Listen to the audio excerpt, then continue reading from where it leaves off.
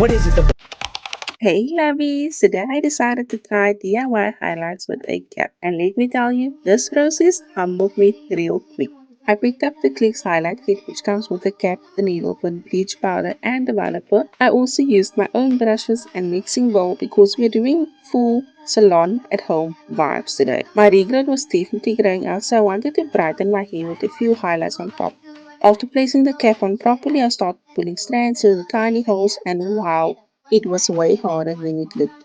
Hair was coming out, I kept restarting sections, and honestly, I don't think I'd do this again myself. I definitely recommend leaving this one to the professionals. The first round lifted darker than expected, so I went in again with more blonde and even touched up my brows while waiting. Then I washed everything with purple shampoo, removed the cap, which was the most satisfying part ever, and finally rinsed my whole head. It was messy, frustrating, time consuming, but also really fun to try. Stay tuned for the final results because this blonde journey is still loading.